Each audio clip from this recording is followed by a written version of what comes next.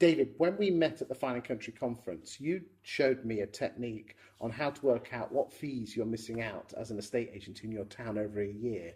And this isn't just posh agents, this is just every agent, and it blew my mind. So talk to me about it and let's share it with the world.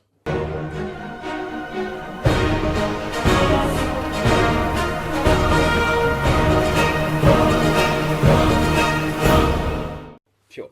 So this technique we use in Fine and Country, but it can be applied to any marketplace, and it goes roughly like this. So if I put this in a bit of context, my colleague and I went and saw one of our Fine and Country offices on the South Coast. They're a licensee of ours. They run a fantastic core brand business, and they run a very good Fine and Country business as well.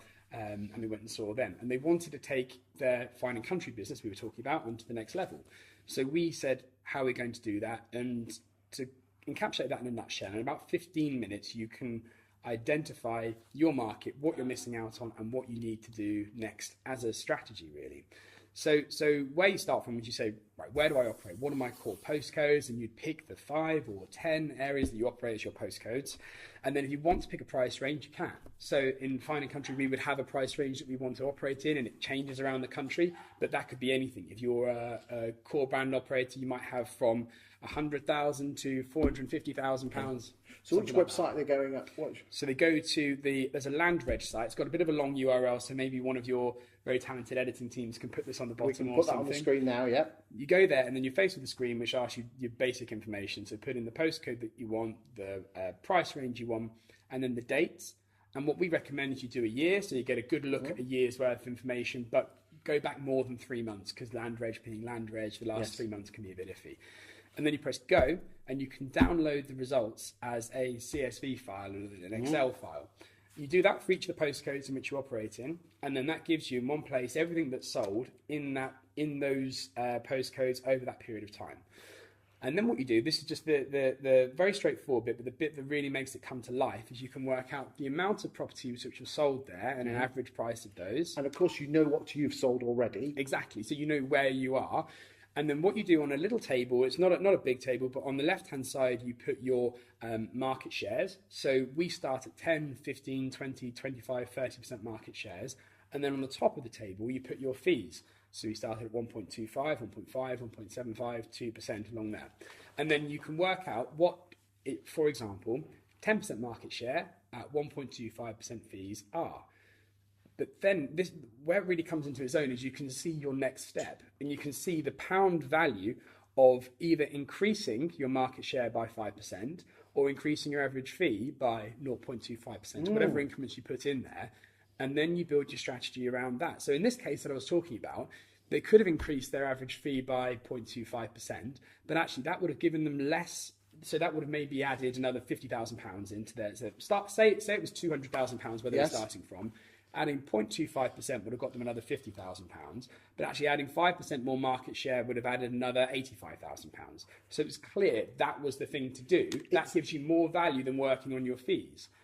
And then you work backwards from there. So you say, right, what does 5% market share actually look like? Well, in this case, it was around 10 properties because we're looking in our Fine and Country marketplace. And then you can work back from there. Okay, so how do we get 10 more properties sold? How many do we have to have listed to do that? To list that, how many MAs do we need to do? How many prospections do we need to do to get those MAs? What is the most valuable bit of prospecting that we do? For them, it happens to be hand delivering the Refine magazine. And that then was their strategy. So they say, right, how many of these do we need to do per month in order to achieve this? They work it backwards and they've got a plan. So they're almost, it's so simple, but the most effective things in this world quite often are by using this table, using the land registry stuff, and then reverse engineering it back, because everybody knows if I do so many referrals, it will follow through. And he's worked all the way back, or she has, to say, we're going to do so many referrals, and then everything, and as long as the system works, so simple. That was it. Yeah. And it wasn't even about referrals. It was just working back to what do we actually need to do on a day-to-day basis in order to increase our revenue, in this case by £85,000. It was to do X number of prospections, or that might be my best source of new market appraisals is mailers or whatever it might be in their area. They know what gives them the most value, so they can focus on that in order to get the market share. Fascinating.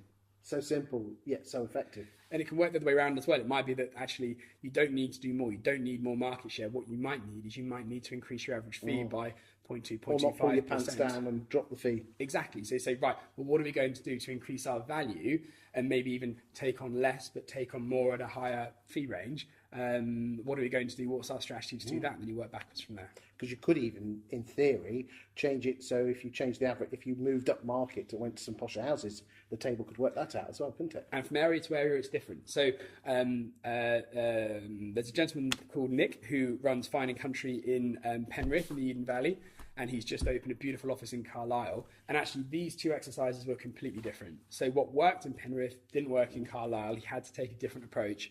And that's the same for every market. They're all different. Fascinating. Thank you very much. Thank you.